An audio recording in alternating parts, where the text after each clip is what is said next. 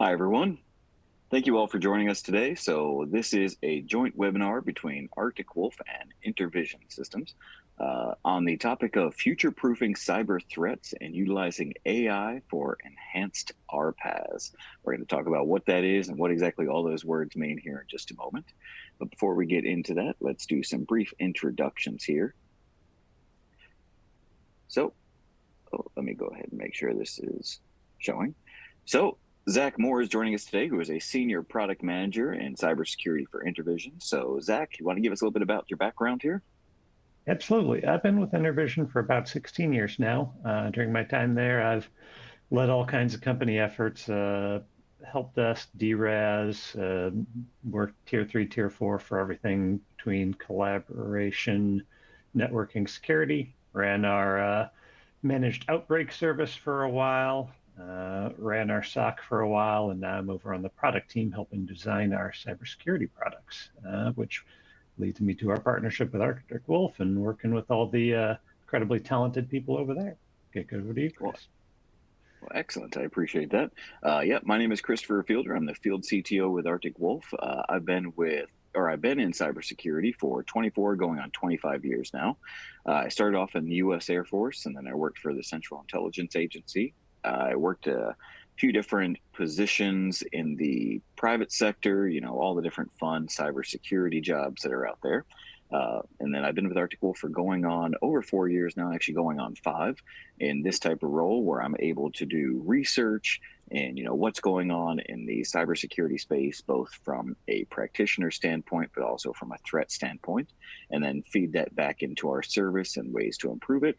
Also, outreach and things like what we're doing today. So it's a lot of fun and gives me an opportunity to speak with individuals, both from the standpoint of, what is going on right now, but also pass this information along to those that are listening.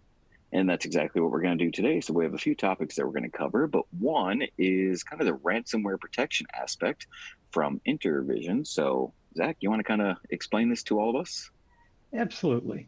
The thing that brought Arctic Wolf and InterVision together is we built this ransomware protection as a service offering that really wants to focus on solving the problem of ransomware and cyber attacks in general by going beyond just what traditional security is, combining the excellent talent of Arctic Wolf with their MDR and managed risk and managed security awareness platforms, alongside disaster recovery as service and backup as a service offerings, all wrapped up with Arctic Wolf security journey and InterVision's cyber consulting in the form of virtual chief information security officer offering for posture to really span all 5 pillars of the NIST framework alongside governance, which was introduced in NIST 2.0. So identify, protect, detect, respond, and recover to threats and vulnerabilities on the network, all wrapped up with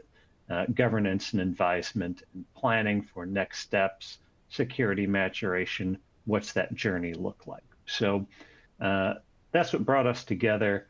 And that's what we're here to talk about today, and how we can enhance this overall offering and the protection that it brings with what's coming next in the market, which is the buzzword on everyone's top of mind, AI, Gen AI, large language models, all that. So that's what we're here for.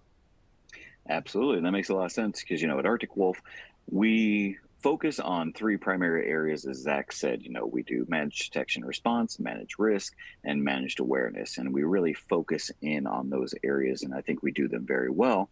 But that does not really do like an all-encompassing security program. So that's why we are so focused on these partnerships where they can say, okay, what else can we provide kind of at that top level to really span that full aspect of what everyone needs to really prevent top of mind, which is ransomware, right? That is such a concern for everybody right now. So at Arctic Wolf, one of the things that we do in addition to those services we provide is we like to do a lot of research as well. Research into, well, what is going on right now in the cybersecurity space from a practitioner standpoint and from a threat standpoint. And I'm going to present some findings we have recently on the state of cybersecurity. So let me explain first where a lot of this is coming from. We did a research project where we talked to over 1,000 cybersecurity leaders worldwide. We had to make sure that they were either C-level, VP, or director. They had to be in charge of a security team that was 24 by 7. They had to have, an actual security practice and security posture in place for us to speak with them, because these are the decision makers. These are the ones that are really leading the fight, we could say. And we asked them a series of questions, and we got back some really interesting results right now that I want to share with everyone. So, modern threats in the world right now, there's a few different ones that we need to talk about. And the top of mind one that everyone's talking about really is ransomware, right? So when we talk about, breaches, 48% of the organizations that we talked to identified a breach in the past 12 months. And notice the way I said that. 48% identified a breach in the past 12 months. Does that mean that 52% did not get breached? Absolutely not. That means 52% did not identify a breach in their environment in the past 12 months. That's a very different story. Those are the ones we actually talked to in a little bit more detail, because the 48% that identified a breach, they knew what happened. The 52% that didn't, we dug in there and we found some interesting things. We found that, around 8 to 10% of that group said we didn't find a breach, but we are highly confident that a breach has occurred. We just couldn't find the evidence of it. And that's a really scary position to be in. In fact, when Hmm. we peeled back the layers of that onion, what we found was that, maybe only 20% of those individuals were confident that a breach hadn't occurred. And even then, that's a difficult thing to prove, because, a lot of times you're confident a breach hasn't occurred. And then guess what? You find evidence that it has. So it's why I often tell people that it's safest to just assume you're going to be breached, right? Prevention is great. But when prevention fails, you better have a backup plan. Uh, Next is on this topic of ransomware, right? 48% were breached. Well, when they were breached, what happened? Well, 45% of organizations suffered a ransomware attack in the past 12 months. So almost half. Remember, this is 1,000 organizations that have security leaders, have security teams, or actually have security plans. And almost half of them were hit with successful ransomware in the past 12 months. Another 2% said that they thought they were going to be the victims of ransomware, but they were able to identify it and stop it before it got any further. Few things that surprised me there. Like, I was surprised that it was such a high number of these organizations, almost half that suffered ransomware. I was also surprised that it was only 2% that were able to really stop it before it detonated. I thought it would have been much further, because we hear about so many vendors and tools that are out there claiming to, identify and stop ransomware. That doesn't seem to always be the case, right? Unfortunately, a lot of times they can detect it, but sometimes they detect it too late. So that's why it's so important to have all of the additional pieces you need, and you can't rely on that silver bullet or that one, product or vendor or whatever that says it's going to stop it, because that's not always the case. That's why we have to Yeah. have defense in depth. Zach, any thoughts on any of that so far? I'd have to say, in the modern climate, you have to assume it's not an if, it's a when.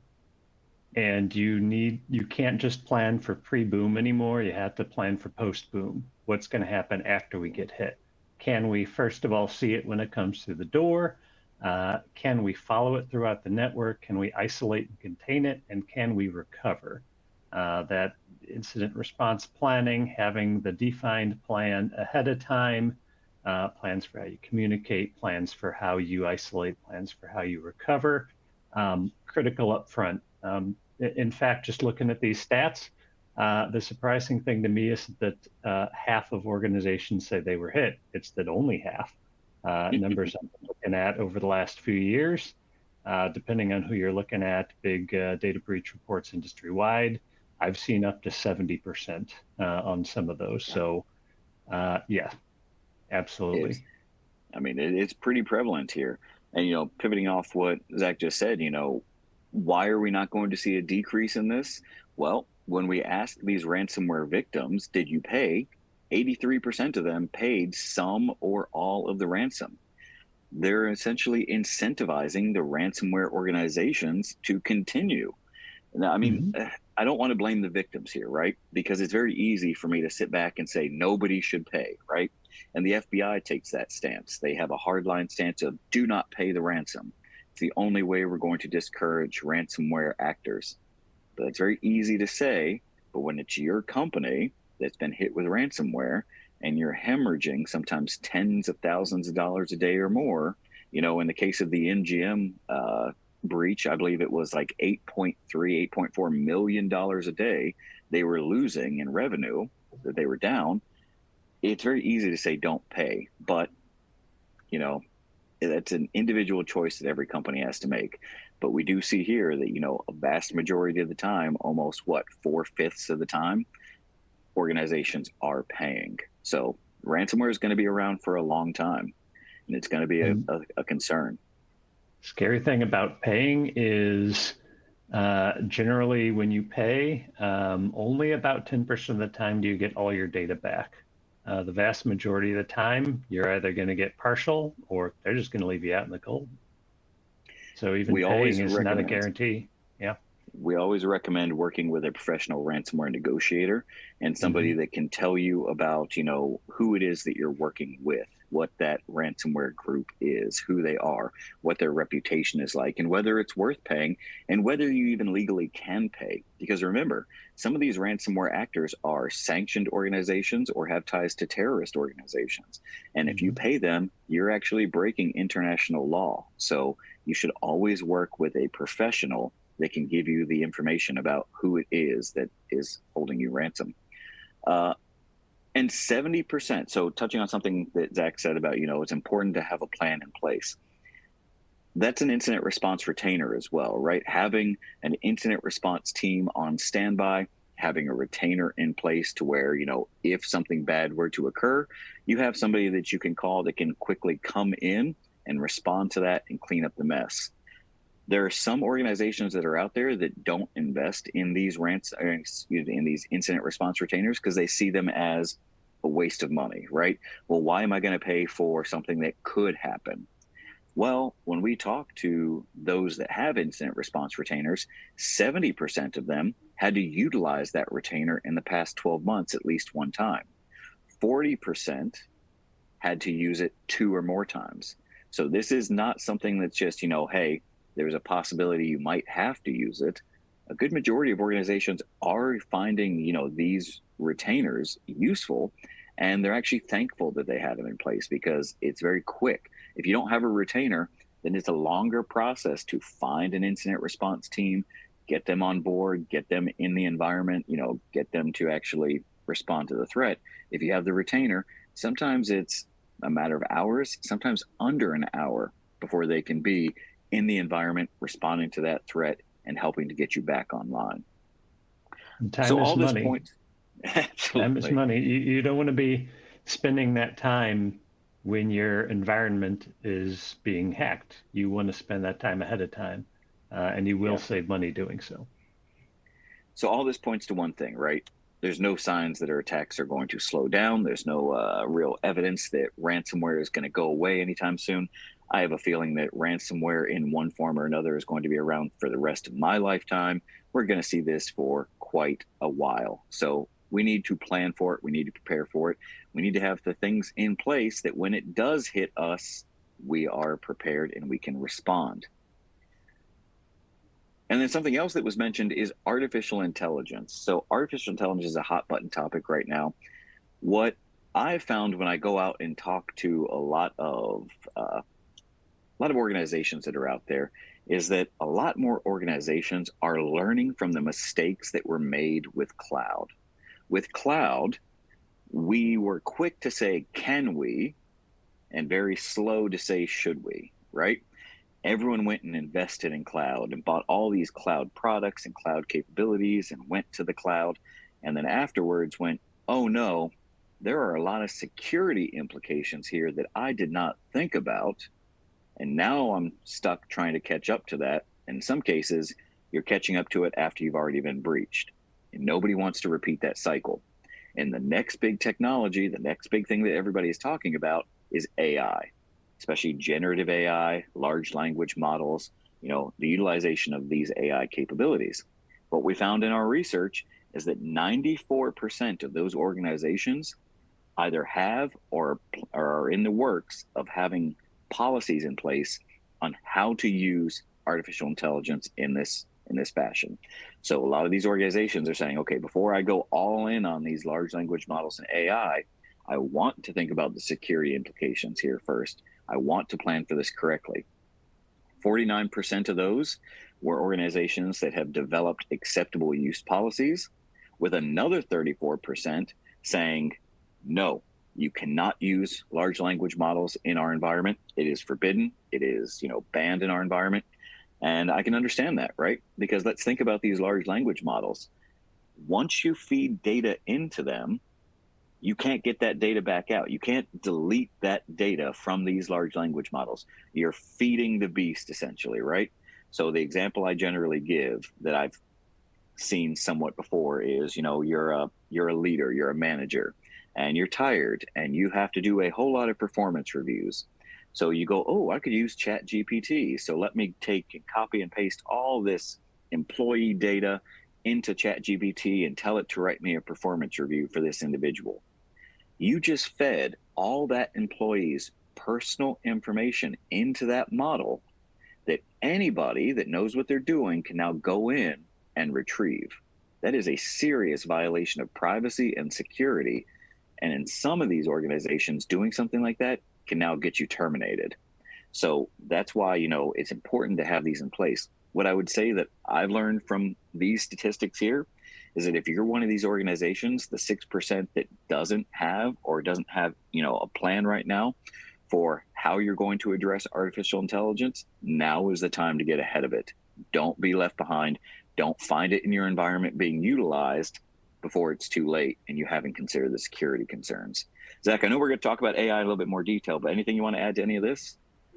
No, just like any other technology adoption, security adoption, it's really all about understanding and planning.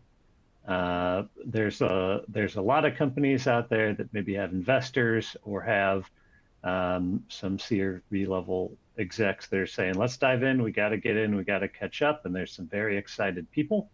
And yeah, like you said, it's really easy to spin up technology, spin up a model where you don't understand the use case, you don't understand the security. So make sure the first step you're taking with any AI journey is understanding and education and bringing in the right people to help implement and execute. I think that's very true. We're going to touch on that as well, because we also did some research into AI, right? So how are organizations planning for AI, accepting AI? What is their thought on AI in general? So 1 in 3 leaders consider AI to be a primary driver for their cybersecurity strategy moving forward. What's interesting about this one is this is one of those ones where, is this the cart leading the horse? Is this the vendors leading the customer base, or is this customer demand? We really have to think about that. Are customers really hungry for artificial intelligence in all their cybersecurity, or are they hearing all these cybersecurity vendors talk about artificial intelligence as being the next wave? I don't entirely know, but I do know that there is really no way to get away from it. AI is going to be part of cybersecurity kind of going forward. We just have to figure out what is the right strategy here. The way that I generally approach this and my recommendation, and Zach, I want to get your take on this here in a moment, but there is no separation of AI from humans. Any vendor that's out there that says we have a tool that has AI that will allow you to replace your people or you don't have to hire people, it's absolutely not true. AI is an excellent tool that can benefit your people and can help, compensate for some shortcomings, but it is strictly a tool. It is not a replacement for the human intelligence and the human analyst at this point. Absolutely. AIs don't have insight. AI and large language models in general are very good at processing large amounts of data more quickly than a human can. So for example, parsing a whole bunch of events and doing a search query, searching through your company's policies for your email policy segment or something like that, or searching through a whole bunch of telemetry from a bunch of stuff, searching through alert history and correlating it together. AI is great at that. AI is not good at understanding what the data means. It can only Hmm. understand data in context of past use cases and past models. It really can't understand what is happening today. So you need human insight to be able to take the data presented from AI and turn it into something useful to execute on it. And then you can turn around and give to AI, based on what I found, go execute these things, and it can help on that again. But the the insight and interpretation in the middle there really requires you to maintain human presence. Absolutely. Human relationships, right? Every Mm-hmm. decision that AI makes is purely a data driven decision. Mm-hmm. And the example I generally give is, right? So let's say an AI system that's doing anomaly detection for response capabilities, right? There are some vendors out there that offer that. And it's looking at kind of your environment and it sees an unusual connection, network connection to a finance server from a user account on a Friday evening outside of normal business hours. Now, to that AI system, that's an anomaly because it's outside of business hours and that user connecting to that finance system, during off hours, that's strange. And so it might take action and terminate that connection because that's anomalous and we don't want anyone, getting access to our finance server. Where it's missing the context is a human may have been in the break room talking to Susan that works in finance who said, "Hey, I'm not feeling great right now. I think I'm going to take a few hours off, go home, and then later on remote in and try to get the rest of my work done in the evening, from home." And then a human can go, "Oh, that's all that's happening right now. Nothing to be concerned about. I'm not going to terminate her connection while she's trying to get her work done." So again, AI misses that context there that is so important. So that's why it's important to have the two together. The respondents show a huge appetite for AI, believing it has the power to enhance SOC capabilities. I think that's absolutely true, right? We're going to see continuation of AI being able to speed time to detection, speed time to response to improve the ability to do these things. But again, that's not without humans in the loop. Going to this next one, leaders are not prepared to turn the keys over to AI. There's not a desire, from what I've seen kind of across the board of leadership going, I want to buy AI to get rid of my people. What they're saying is, you know what, I will invest in some AI to enhance my people, but I still believe that people do play that pivotal role. And the last thing here that we found really kind of across the board is that AI and human engineers could make a formidable team, but they lack the skilled experts. Lack of skilled experts presents an obstacle to manage AI. So what we're ultimately saying there is there's a concern from the leadership level that, let's look at the past, right? In cybersecurity, we already know there's a skills gap. There's not enough people to do this job. And anytime you add a new technology, leadership kind of gets concerned because they go, okay, I'm going to add cloud, but that means now I have to add cloud experts. And I added, I bought a SIM. Now I have to add somebody or a group of people that can run that SIM. I bought a new EDR. I have to train my people on how to use that EDR. So if I'm going to add, quote, AI into the mix, now do I have to have AI experts as well? Zach, I want to get your take on this, but my thought on this, and I've talked to some colleagues about this as well, is I think this is an unnecessary concern because I think in this case, there's not a whole lot of, buying just something called AI and throwing AI into your environment that you have to maintain. I think what we're going to see is AI present itself in your environment as part of other tools and other software. It's going to be rolled in.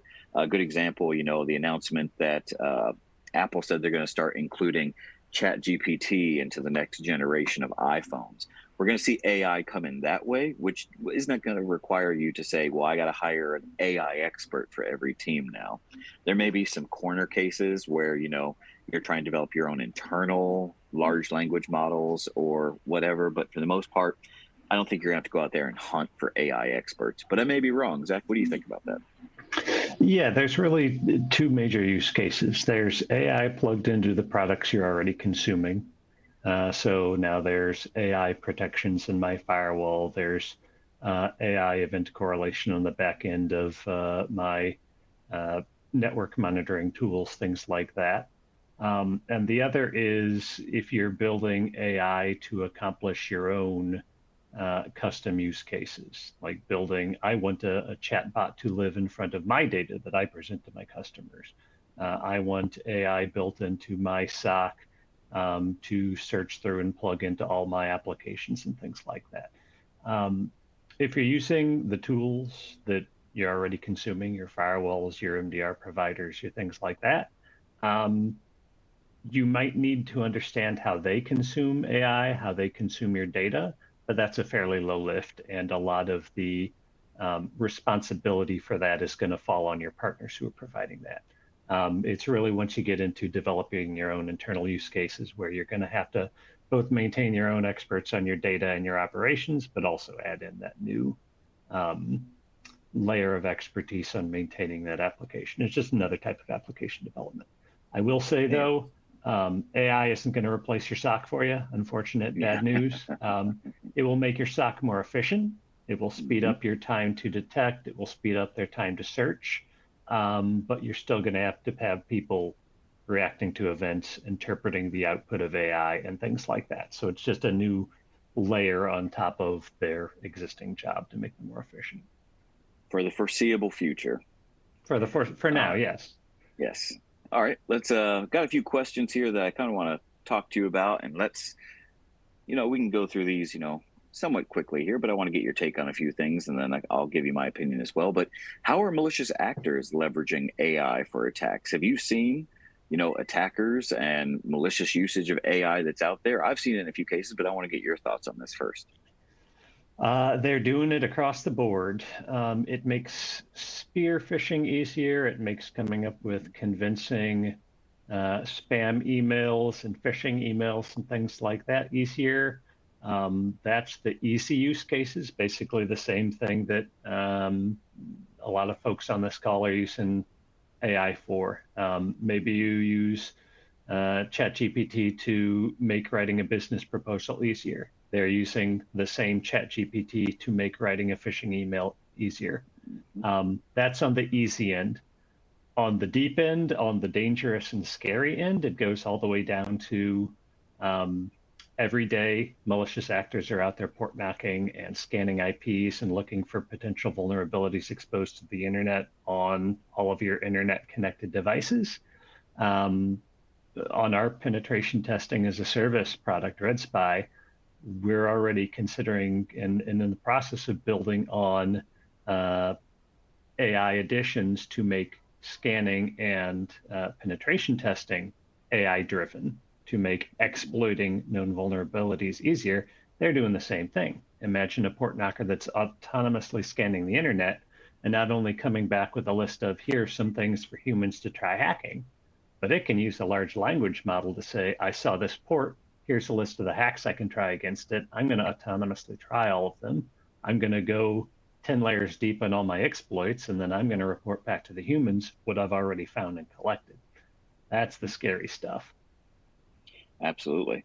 And, from an ethical hacker standpoint, we can write these abilities, but sometimes we were scared to use them because we go, okay, well, if I just run that, there was a tool a while ago that had a feature in it called Hail Mary, where you could basically throw every exploit at a vulnerability and see if one will use or one would take, but you also could crash the system, right? Mm-hmm. And a lot of ethical hackers didn't want to do that because, you don't want to crash a system unnecessarily, but that's an ethical hacker standpoint.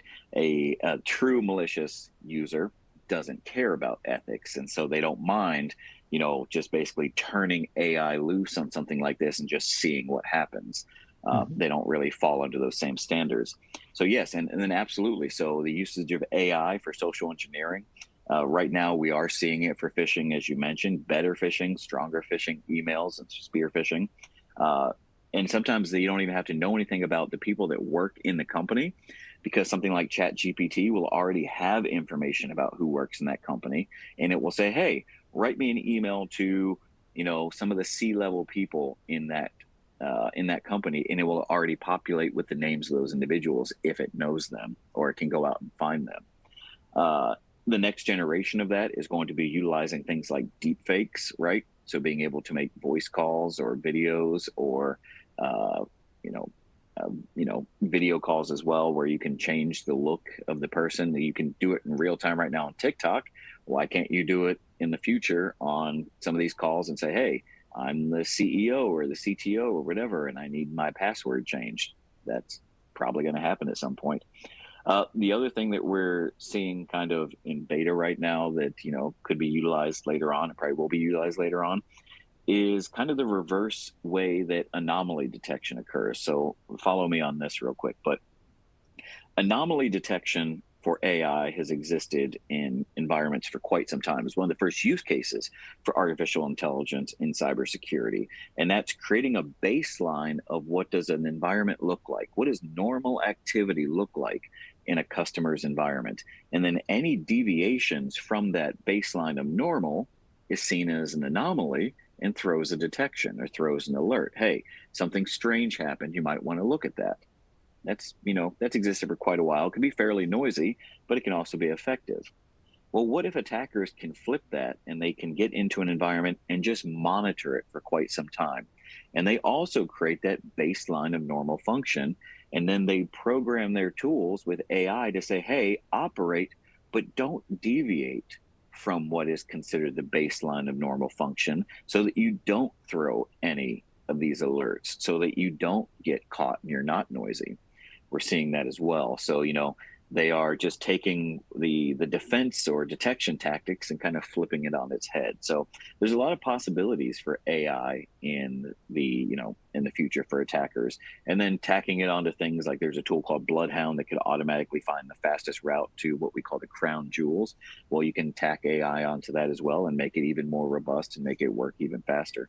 So yeah, there's a lot of opportunities to use AI that we have to be prepared for. It's very Continuing. much the new technological arms race. It's better obfuscation, better attack tactics, and then using AI to find AI and stop AI processes. It's going to go back That's and my forth, and concern. Yeah, yeah, that's my concern, that it's going to be an arms race of whose AI is better, and the two AIs fighting each other. I can tell you the one thing that's going to be the deciding factor is who has better people behind the scenes that are yeah, helping to run that AI and operate that AI. absolutely.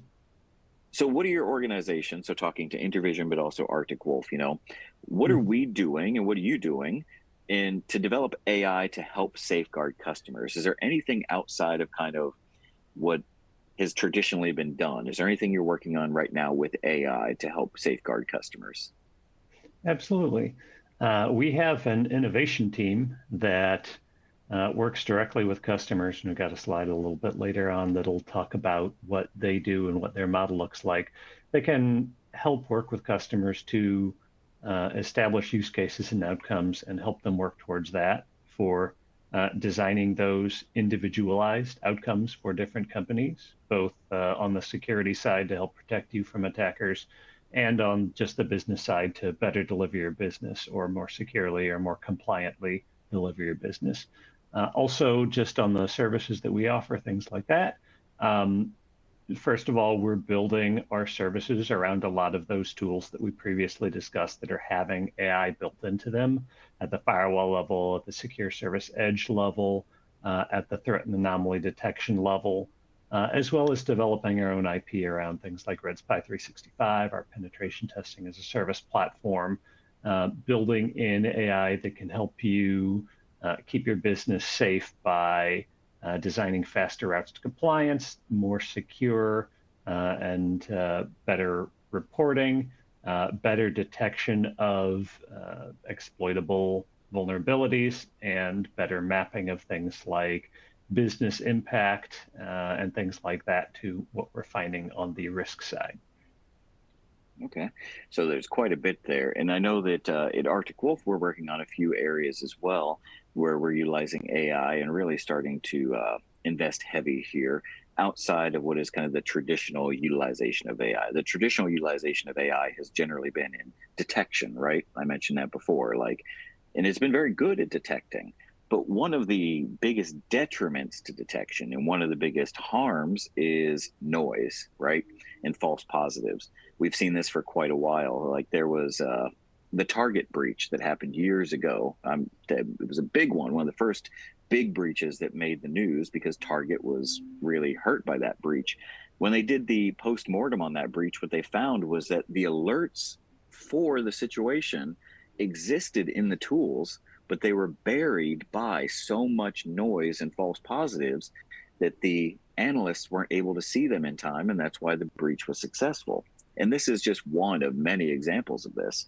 So, what if we can use artificial intelligence to monitor our people and look for ways to reduce false positives even further?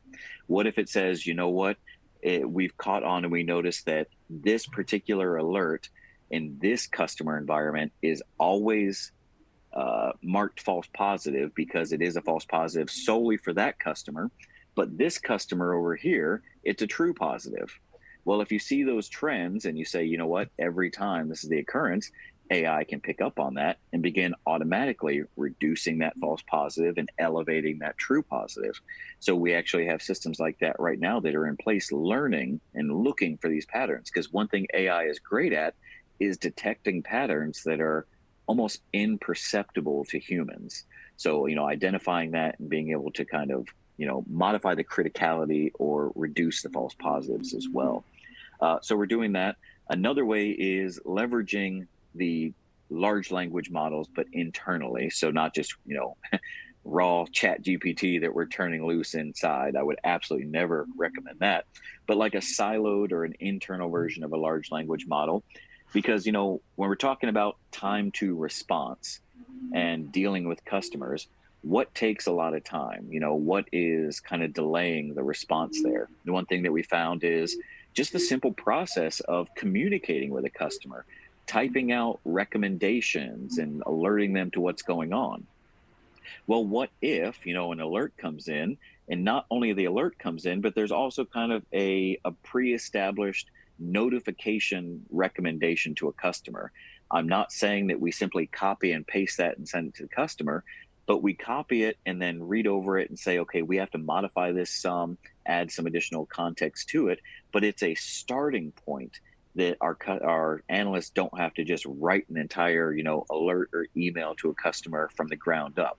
It gives them kind of a running start to where they have to modify a few things, but they can get that to the customer very quickly. And again, it's faster time to response. And then also that idea of AI recommendations for responses. I personally, Zach, I don't know what your thoughts are on this are, but I'm not a huge fan of the idea of AI doing response because I think there's a lot of opportunities there for responding to false positives and potential denial of service or incorrect response. But I am a fan of AI based recommendations for responses. So AI saying, hey, this is what we identified. We would recommend you do this. Do you want to do that? And then it's up to the human to say, yes, do that, or no, I think that's a bad idea. What are your thoughts on that? Absolutely. The main use case for AI that I'm seeing these days is speeding up time to X, whether it's reducing false positives, so making it so that your SOC Tier 1 resources can do their jobs more efficiently, providing those pre-populated notifications or recommendations, basically getting your people to the point that they can act more quickly. But again, it's definitely a case of getting people to the point where they can act more quickly, effectively, and efficiently, rather than replacing the people and automating everything. That's when you get into the cases of your mirages and your false positive, false negative, things like that. There's some Yeah. danger of that, which is why the people are still critical of the process. Absolutely right. So I always try to say, think of it like a an automated fire suppression system, where anytime it thinks it's detects smoke, it goes ahead and it turns on the sprinkler system. Would you really trust that in your household? And the amount of times I know that my kids have accidentally burned something in the stove, I'd have all my stuff washed out and waterlogged by now if that was the case. So same thing. We don't want AI to automatically take these actions because they might overstep and cause more harm than good. So, challenges with AI. So, what are the challenges with AI and how are we working to overcome these? There are challenges, of course. We mentioned a few. Right now, you mentioned how your organization is working on some AI projects. What do you see as challenges and how do you think we overcome these? It doesn't just have to be in cybersecurity, it could be AI in general as well.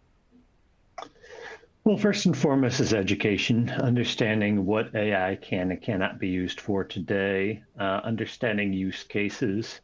It's not just a product you buy and it does a thing. It's an enhancement on top of a whole bunch of different types of products to speed up outcomes, sort data, present services in a new way, things like that. So understanding use cases is the first thing.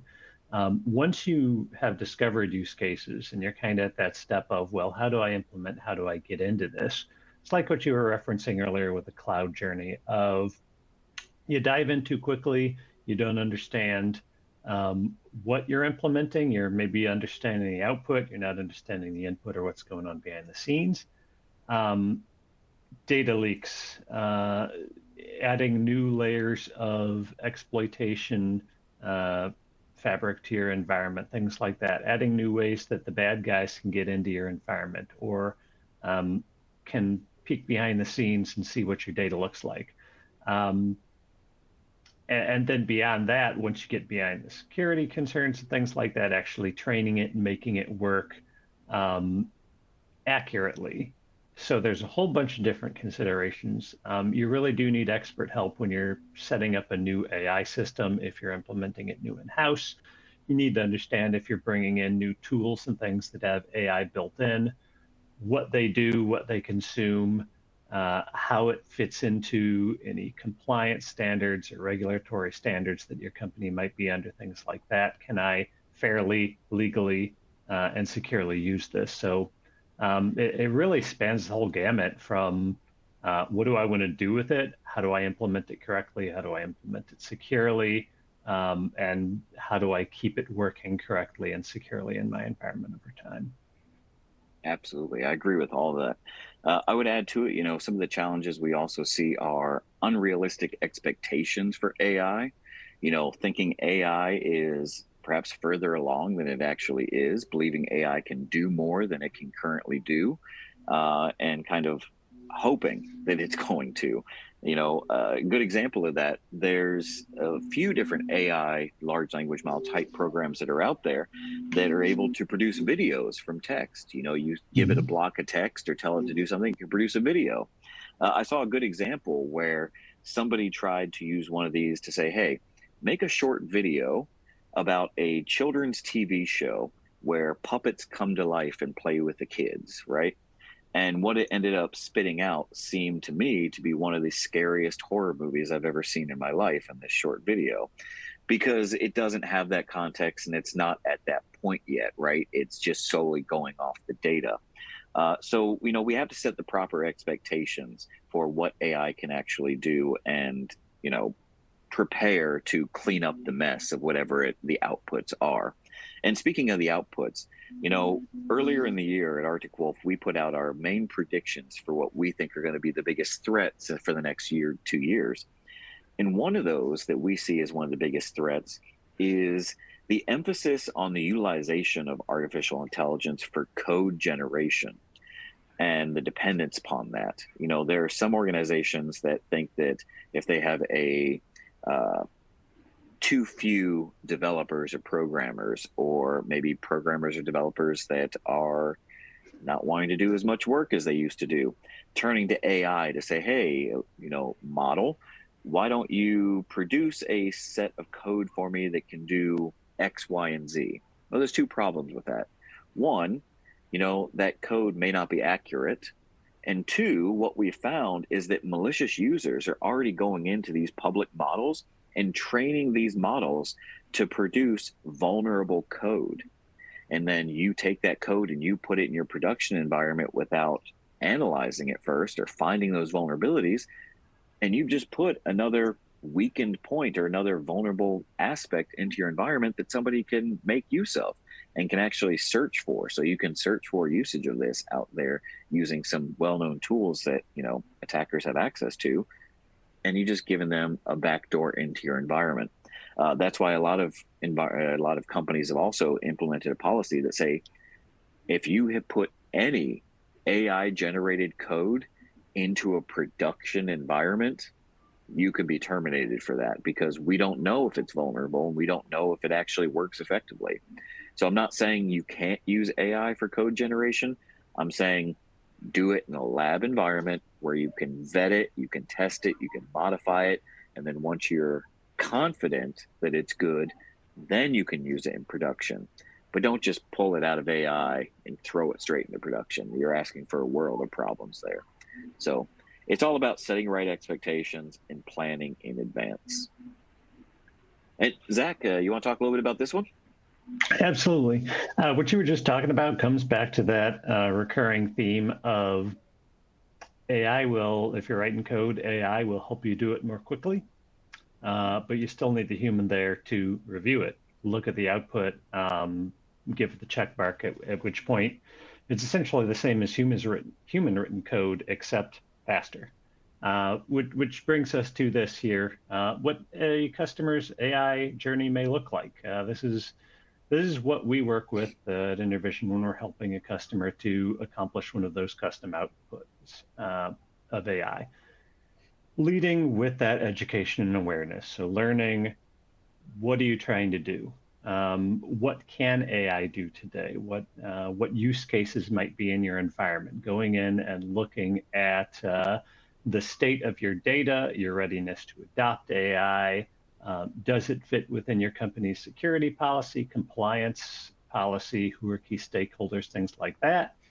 Once you do come up with those use cases, helping to do things like POCs, come and prove out that your use case works, that it works for you, that your data is ready to support it, then moving into actual production and what AI does best, which is automating up to the point of human touch, giving you those custom models on the back end to help provide the output and the use cases that you were looking for, and then putting that into production once it's proved to be safe and effective for your environment. So this kind of describes the journey of what you want to take for those custom outcomes. And this is what we or other companies that help develop those innovation outcomes will help you with the journey. And if you do have these types of outcomes that you're looking for, absolutely come talk to InterVision. We'd love to help you through it. Excellent.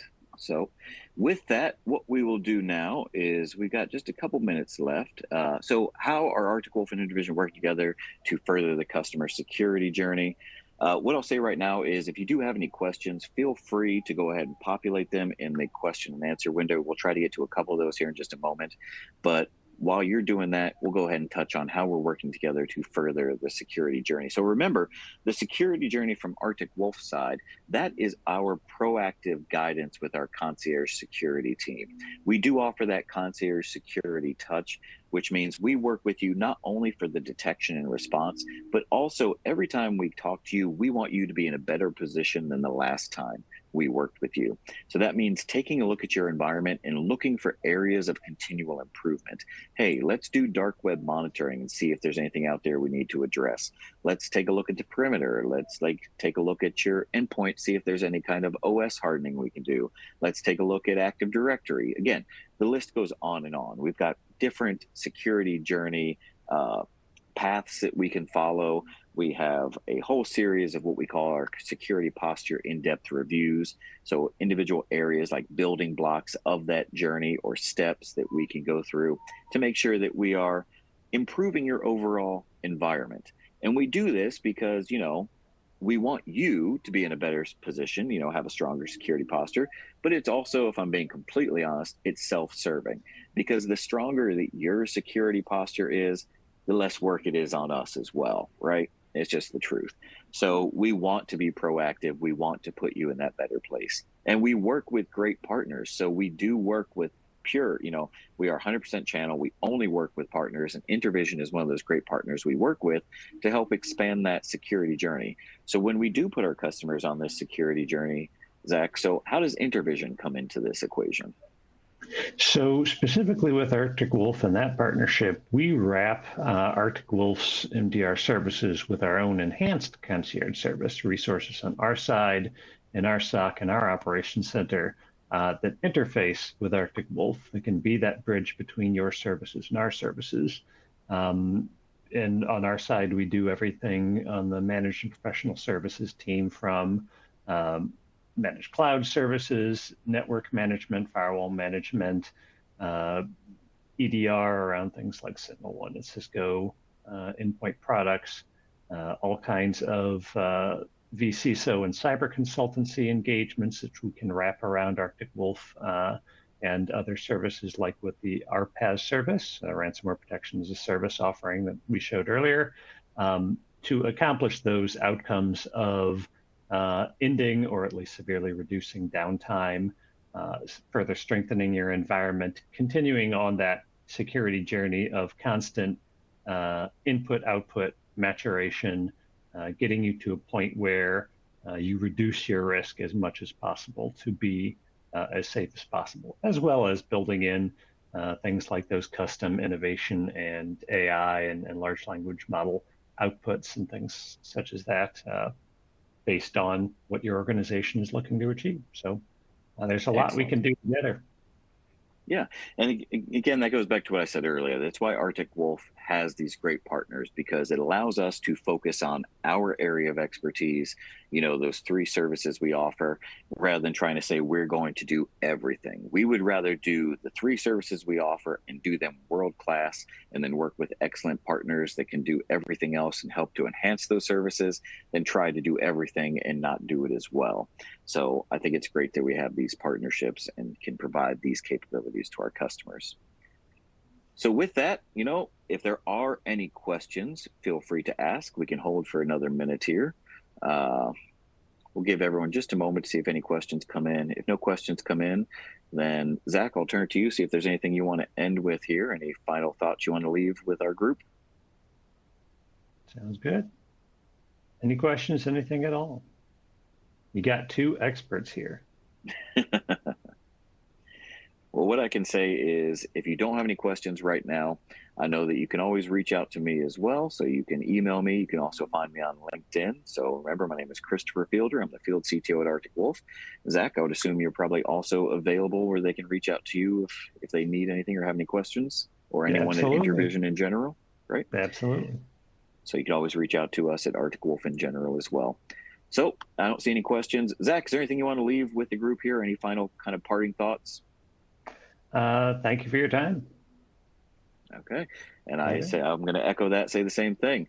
So if you do have any questions, again, please feel free to follow up, send us a notification, let us know. We'd always be happy to answer it. Zach, I appreciate your time and all your great input here. We had a lot that we discussed. I think there's plenty more we could talk about maybe at a later time. But yeah, I look forward to working with you in the future. Thanks, Christopher. Thanks so much, everyone. Everyone have a great day.